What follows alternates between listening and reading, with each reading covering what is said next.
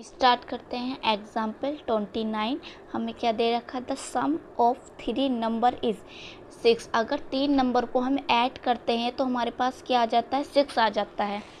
ये बात क्लियर हुई। तो 3 नंबर को हम क्या करेंगे, यहाँ पहले लेट करेंगे क्योंकि 3 नंबर गिवन कोई है। Let the first number be x. पहले नंबर को मैंने एक्स मान लिया है। एंड सेकेंड नंबर बी क्या आएगा, यहाँ वाई मान लेते हैं। और फिर यहाँ थर्ड नंबर बी जेड। ठीक, यहाँ थर्ड नंबर को मान लिया है जेड। उनने कहा है कि 3 नंबर जब हम ऐड करते हैं तो हमारे पास क्या आता है, 6। तो 3 नंबर को हम ऐड कर दो, ये जो 3 नंबर मानने, तो हमारे पास क्या आता है, 6 आता है। ये बात क्लियर हुई। अब आगे पढ़ते हैं।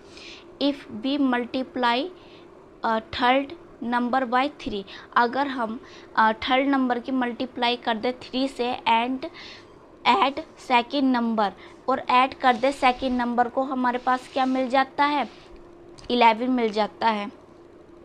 तो मतलब सेकेंड नंबर क्या है, वाई, इसे ऐड करना है और थर्ड 3 की मल्टीप्लाई करनी है 3 से, तो हमारे पास ऑब्टेन हो जाता है 11।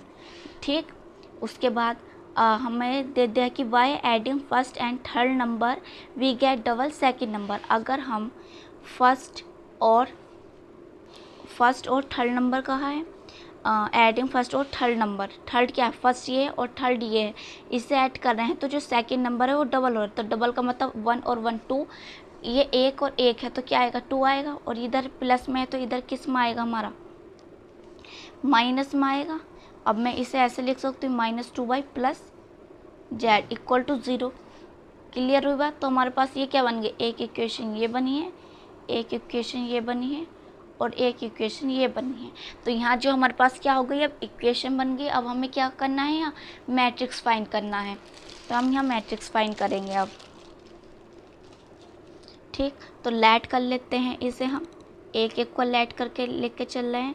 तो हमें क्या बनाना है, मैट्रिक्स बनाना है। तो जो हमारे पास एक रो है, इसे एक जो ये दे रखे हैं ऐसे हमें यूनिफॉर्मली हम इधर चल रहे हैं, तो हमें ऐसे ही हमें रो में लिखना क्या है, 1 है, यहाँ भी 1 है और यहाँ भी 1 है।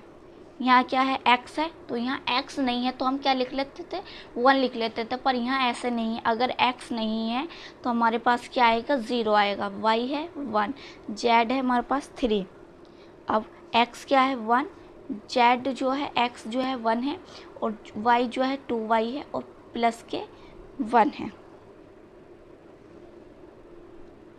क्लियर ये बात। क्या आया, हमारे पास 2 आ गया है। ठीक, अब जो है हमारे पास x है, x को लेट करेंगे हम यहाँ। तो x क्या होगा हमारे पास, यहाँ x y z और b हमारे पास आएगा, यहाँ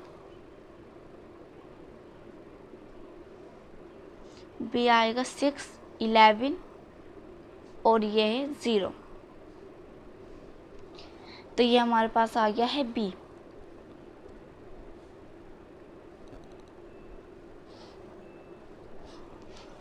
अब हमें क्या फाइंड करना है, हमें पता है कि x equal a inverse v होता है। ठीक है, ये तो यहाँ से तो हमारे पास वैल्यू फाइंड होती है जब इक्वेशन दे रखा है। तो पहले हमें a इनवर्स निकालना, तो डिटर्मिनेंट ऑफ a निकाल लेंगे हम। तो डिटर्मिनेंट ऑफ a कैसे निकालते, कॉलम का फर्स्ट लिखेंगे यहाँ 1।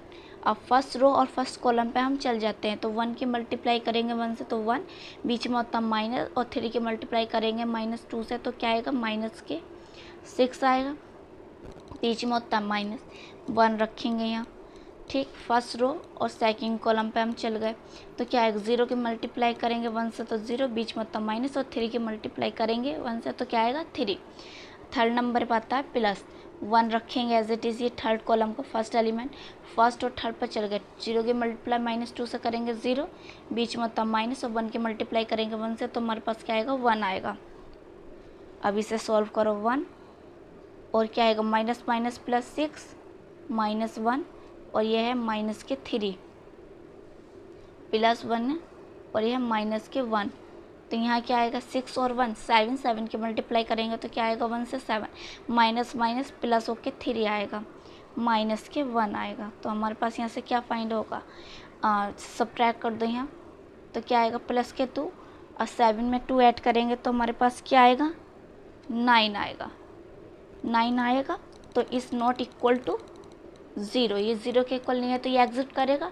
तो यहाँ से हम क्या निकाल पाएंगे, ए इनवर्स। तो हमारे पास क्या चाहिए, कोफैक्टर चाहिए, तो डायरेक्ट हम कोफैक्टर निकाल लेंगे।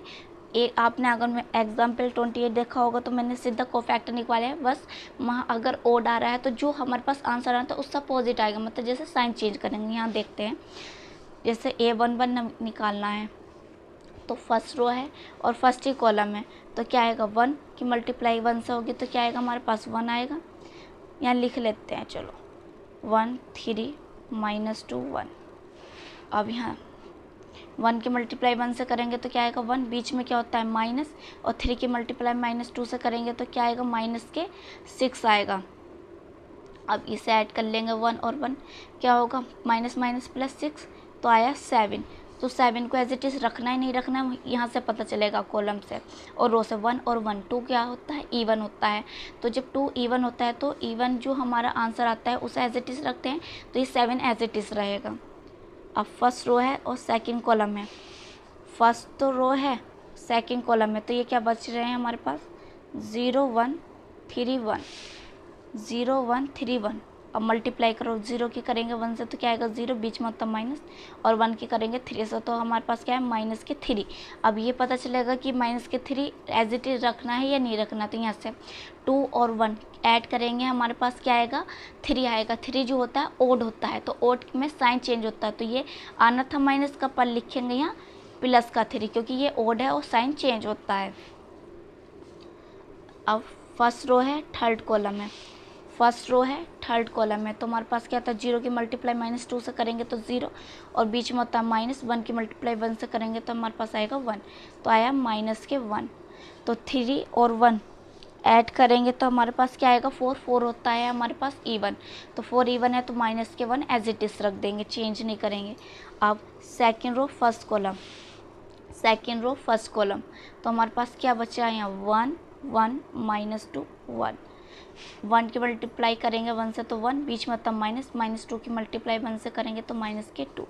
तो इसे हम 1 माइनस प्लस, तो क्या आ गया हमारे पास 3 आ गया है, प्लस के 3 आ गया है, पर यहाँ पता चलेगा प्लस के 3 एज इट इज़ रखना है या नहीं।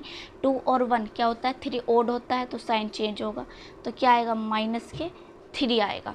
ये बात ध्यान रखनी है यहाँ। अब सेकेंड रो है और सेकेंड ही कॉलम है, सेकेंड रो है सेकेंड कॉलम है, तो हमारे पास क्या बचा 1 1 1 1, तो हमारे पास बचा है 1 ये, तो हमारे पास यहाँ क्या आ जाएगा कैंसिल आउट होके 0 आ जाएगा, क्योंकि 1 -1 तो क्या है 1 -1 0।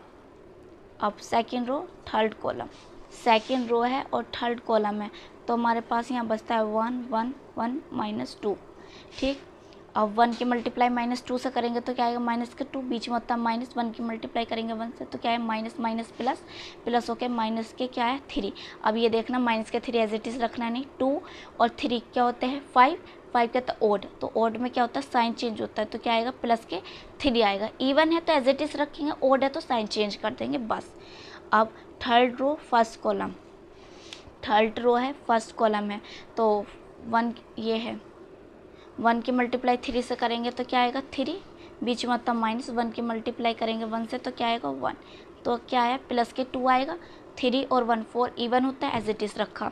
अब third row second column, third row है सेकंड कॉलम है, 1 की मल्टीप्लाई करेंगे 3 से तो क्या आएगा 3, और 0 से करेंगे 1 के तो 0। अब ये देखो 3 और 2 5, 5 क्या होता है ओड, तो यहाँ तो प्लस मानता पर लिखेंगे किस में माइनस के 3, ओड है ना तो ओड में साइन चेंज करते हैं हम। अब थर्ड रो है और थर्ड ही कॉलम है, थर्ड रो है और थर्ड कॉलम है, 1 की मल्टीप्लाई 1 से करेंगे तो 1, 1 की मल्टीप्लाई 0 से करेंगे तो 0। अब ये देखो प्लस के 1 रखना है या नहीं रखना है, यहाँ से पता चलेगा 3 और 3 ऐड करेंगे 6, 6 क्या होता है ओड या इवन, इवन तो एज इट इज़ रखेंगे। तो यहाँ से हमारे पास क्या फाइंड हो गया, यहाँ हमारे पास आ गया है एडजॉइंट ए, एडजॉइंट ए हमारा निकल का आया है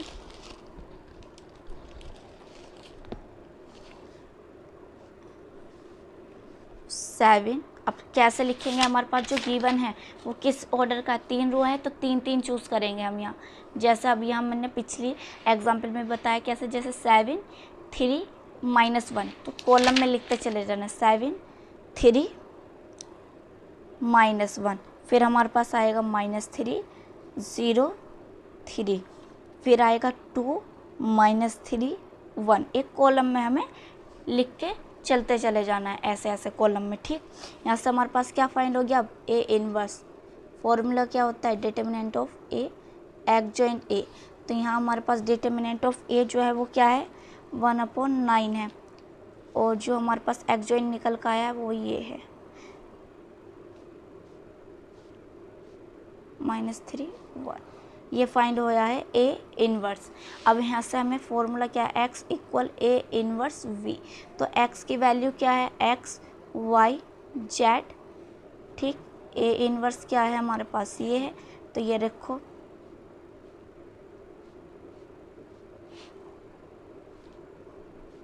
अब यहाँ रखेंगे b को हमने जो इक्वल मानना था, हमें क्या मानना है 6 11 0। अब मल्टीप्लाई करनी है, अब इसे हमें मल्टीप्लाई नहीं करनी, फिर डिफ़िकल्ट हो जाएगा। तो पहले इसे क्या करो, मल्टीप्लाई। 7 की मल्टीप्लाई करेंगे 6 से तो क्या आएगा 42 आएगा, -3 की मल्टीप्लाई करेंगे 11 से तो क्या आएगा 33, और 2 की मल्टीप्लाई करेंगे 0 से तो क्या आएगा 0।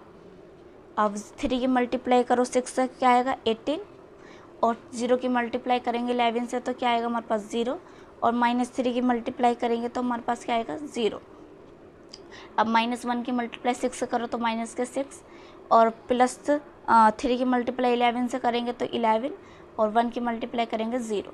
तो इसे हम जब ऐड करेंगे यहाँ 1/9, तो जब ऐड करेंगे तो हमारे पास यहाँ क्या आएगा, यहाँ आएगा 9 18 27, ठीक है। अब ये जो है ये अंदर मल्टीप्लाई होगी इसकी 1 की, तो क्या आएगा हमारे पास यहाँ x y z। तो क्या आएगा यहाँ 1 की मल्टीप्लाई जब अंदर होगी ये, तो 9/9, तो क्या आएगा 1, तो यहाँ आया हमारे पास क्या 1। अब 18/9 आएगा तो क्या आएगा 2, तो यहाँ 2 लिखा। अब जो है 27 है, 27/9, तो यहाँ क्या आएगा 3। अब इसे इक्वल रख दो बस, x = 1 y = 2 एंड z = 3। ये हमें फाइंड करना था यहाँ, तो ये हमने फाइंड कर लिया। वीडियो को लाइक करें, शेयर करें, सब्सक्राइब करें चैनल को।